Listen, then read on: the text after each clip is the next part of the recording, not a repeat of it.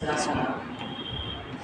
नाम राम मीना है और मैं यहाँ पे एडिशनल कलेक्टर के पद पे पदस्थ हूँ। मैं 2015 बैच भारतीय प्रशासनिक सेवा का अधिकारी हूँ।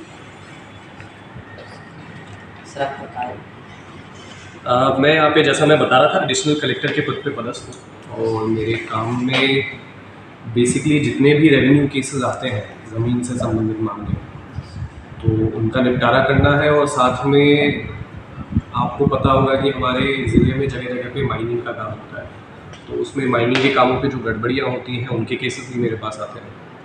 और उसके अलावा सारा जो मोटा मोटा कलेक्ट्रेट का जो काम कलेक्टर सर मुझे देते हैं, तो उस काम को भी मैं यहाँ पे करता हूँ। और इसके अलावा बहुत सारे ऐसे काम हैं जो आपके रोज़मर्रा के रिस्पॉन्सिबिलिटीज़ में नहीं होते हैं, बट गवर्नमेंट की तरफ से जो अलग अलग स्कीम्स आती हैं, अभी जैसे आपको पता होगा सीखो कमाओ योजना शुरू हुई है, तो उसका काम भी मैं देखता हूँ। सीएम हेल्पलाइन आपको पता ही होगा कि सीएम हेल्पलाइन में लोग शिकायतें करते हैं, तो उसमें अलग अलग विभागों से कोऑर्डिनेट करके उनकी शिकायतों को समय से डिस्पोज करवाना, ताकि नागरिकों को उनकी शिकायतों का संतुष्टि से निराकरण हो सके। इस तरीके के अलग अलग काम हैं जो मैं यहाँ पे करता हूँ। सर, जैसे कि आप जानते हैं कि इन दिनों बारिश का मौसम है, आप अपने बचपन में जुड़ी कोई मज़ेदार घटना जो आपको याद हो? बारिश से जुड़ी बचपन की घटनाएं तो कम ही है, क्योंकि मैं वैसे राजस्थान से बिलोंग करता हूँ, तो आपको पता है राजस्थान में जनरली बारिश का मौसम बड़ा छोटा होता है। तो वैसे बारिश के सीज़न में कॉलेज के समय में हम लोग काफ़ी मज़े किया करते थे, और इवन स्कूल टाइम में भी हर किसी को अच्छा ही लगता है जब बारिश होती है, स्कूल से छुट्टी मिलती है। आई एम श्योर आप लोगों को भी अच्छा लगता ही होगा। अभी रिसेंटली आई थिंक फ्राइडे के दिन भी छुट्टी आप लोग की हुई थी शायद बारिश के चलते, तो वो है। और बारिश में ऑब्वियसली ये मुझे बहुत अच्छा लगता था बचपन से ही, कि जो गर्मी होती है, क्योंकि राजस्थान में गर्मी बहुत पड़ती है और गर्मी उमस से थोड़ा छुटकारा मिलता है, तो ये अच्छा लगता है। सर, इन दिनों सरकारी स्कूल प्रारंभ हो चुके हैं, आप हम बच्चों को क्या टिप्स देना चाहेंगे कि हम पढ़ाई में बेहतर बने? देखिए, केवल पढ़ने की नहीं, मैं तो आपको यही टिप्स देना चाहूँगा कि पढ़ाई के साथ साथ बाकी चीज़ों में भी आप लोगों को यही समय है जिसमें आप बेहतर बन सकते हैं। पढ़ाई, क्योंकि स्कूल और कॉलेज एक ऐसा समय है जहाँ पे आप पढ़ाई के साथ साथ बाकी चीज़ों में जिनमें आपको दिलचस्पी लगती है उनको आप एक्सप्लोर कर सकते हैं, कि भाई मुझे क्या अच्छा लगता है, क्या अच्छा नहीं लगता, कौन सा सब्जेक्ट अच्छा लगता है। कोई स्कूल के बाहर, किताबों के बाहर मुझे कुछ करने में मज़ा आता है, संगीत हो सकता है, खेल कूद हो सकता है, या एक्टिंग हो सकती है, ड्रामा हो सकता है। तो इन सब चीज़ों को एक्सप्लोर करने का समय आपको स्कूल और कॉलेज में ही मिल पाता है, क्योंकि उसके बाद आप एक बार अगर काम करना शुरू करते हैं कॉलेज के बाद, ऑब्वियसली आप किसी न किसी जॉब में इन्वॉल्व होंगे, उसको करना शुरू करेंगे, तो आपके लाइफ में इन सब चीज़ों के बारे में जो प्रॉस्पेक्ट्स होते हैं बड़े नैरो होते जाते हैं। तो मैं तो ये चाहूँगा कि स्कूल में ऑब्वियसली पढ़ाई बहुत इंपॉर्टेंट पार्ट है, क्योंकि आपकी शिक्षा कैसी है, आपका उसमें परफॉर्मेंस कैसा है, ये तो ज़रूरी है ही। बट उसके साथ में आपको एक्चुअल में अच्छा क्या लगता है किताबों से बाहर, स्कूल से बाहर, तो उस पर भी आपको ध्यान देना चाहिए। ताकि अगर हर किसी को, देखिए, पढ़ लिख के अगर हर कोई केवल बुकिश नॉलेज के साथ आगे बढ़ेगा, तो लाइफ में उसका, हमारे इतने सारे एस्पेक्ट्स हैं लाइफ में जिसमें हमको लोगों की ज़रूरत है जो उसमें अच्छे हैं। हमको प्रोफेसर्स और साइंटिस्ट्स के साथ साथ हमको क्रिकेट प्लेयर्स भी चाहिए, म्यूजिशियंस भी चाहिए, एक्टर्स भी चाहिए। बहुत सारी ऐसी चीज़ें जिसके बारे में हम स्कूल में सोचते नहीं। तो मैं तो आपको यही एडवाइस दूंगा कि आप पढ़ाई पे ऑब्वियसली ध्यान दीजिए, बहुत इंपॉर्टेंट है। बट उसके साथ साथ में कोई एक्स्ट्रा करिकुलर एक्टिविटी हो, reading outside of your school curriculum. मतलब आपकी किताबें हैं जो इंटरेस्ट की किताबें हैं, फिक्शन पढ़िए, लोगों के बारे में पढ़िए, और कोशिश करिए कि आपको जिस फील्ड में इंटरेस्ट है आप 10th के बाद उसी फील्ड को चुनें। ये नहीं कि हर किसी को साइंस करना है तो हम केवल IIT JEE की तैयारी करें, या नीट की तैयारी करें, या मेडिकल की तैयारी करें। आपको एक्चुअल में जो इंटरेस्ट लगता है आप उस पर काम करें। तो मैं स्टूडेंट्स को तो मेरी तरफ से यही एडवाइस है कि आप इसको करेंगे तो शायद से फुलफिलिंग आपकी जो आगे की एजुकेशन होगी वो होगी, और प्रोफेशन होगी। साथ पढ़े। मैंने तो मैंने BA के लिए ऑनर्स किया है, और मैंने लॉ पढ़ा था। उसके बाद में फिर मेरी UPSC के बाद जब IAS में सिलेक्शन हुआ, तो उसकी ट्रेनिंग के साथ साथ में MA भी हुआ।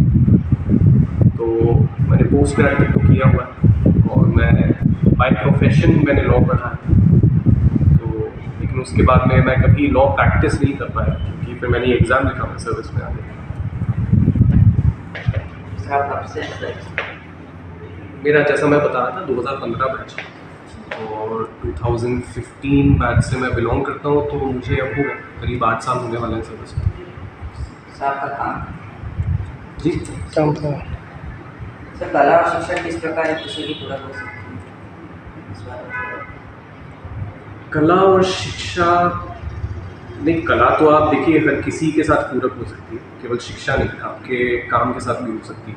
और इनफैक्ट अगर आप ये जानना चाह रहे हैं कि आपकी कला कैसे शिक्षा को इन्फ्लुएंस करती है, तो वो कई तरीके से करती है।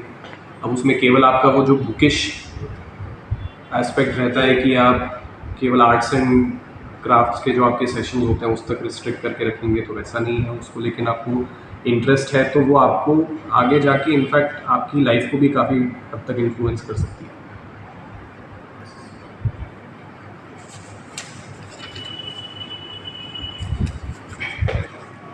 सर हम बच्चों को बारिश के मौसम में स्वास्थ्य को लेकर क्या ध्यान रखना चाहिए? देखिए, तो जो आप पानी साफ पिए, क्योंकि एक हमेशा आप तो खैर हर घर में वाटर प्योरीफायर सिस्टम होता ही है, तो उसका ध्यान रखें। आप ज़्यादा बाहर का नहीं खाएं, अवॉइड करें, इसका आपको ध्यान रखना चाहिए, क्योंकि जो मौसम होता है, ह्यूमिडिटी का मौसम होता है, ह्यूमस होती है, तो उसमें जो बैक्टीरियाज होते हैं उनका प्रोलिफरेशन होता है, वो उनकी संख्या बढ़ती है हर चीज़ में, और खाना जल्दी ख़राब होता है, पानी जल्दी ख़राब होता है। तो इन दोनों चीज़ों का आप थोड़ा ध्यान रखें। बाकी अब तो इतनी ज़्यादा हेल्थ सर्विसेज हमारी बढ़ चुकी हैं आगे, और लोग जनरली इतने जागरूक हैं इन चीज़ों के बारे में कि अब वैसी स्थिति नहीं है कि बारिश में लोग इतना फ्रीक्वेंटली बीमार पड़ते हैं। बट हम जो ये छोटी बेसिक चीज़ें इनका ध्यान रखेंगे तो आपके स्वास्थ्य पे फर्क नहीं पड़ेगा। ठीक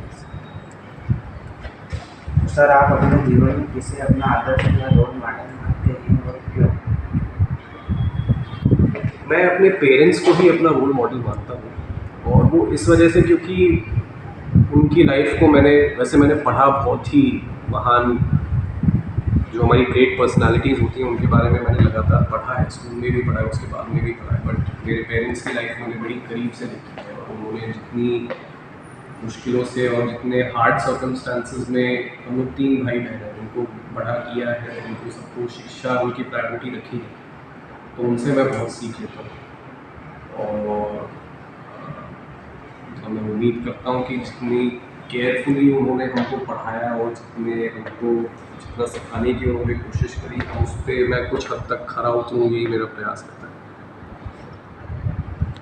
सर हम बच्चों के लिए आपका क्या संदेश है?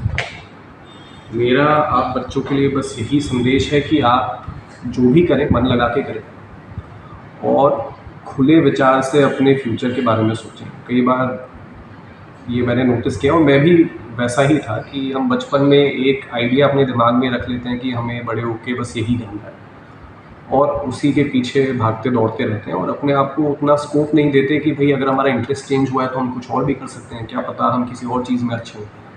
तो मेरा आपसे यही संदेश है कि आपके पास एज स्टूडेंट आपके जीवन में बहुत ऑप्शंस होते हैं, और बहुत समय होता है कि आप उन ऑप्शंस को एक्सप्लोर कर सकें, उन विकल्पों की तरफ अपना दिमाग दौड़ा सकें, उनके बारे में सोच विचार कर सकें।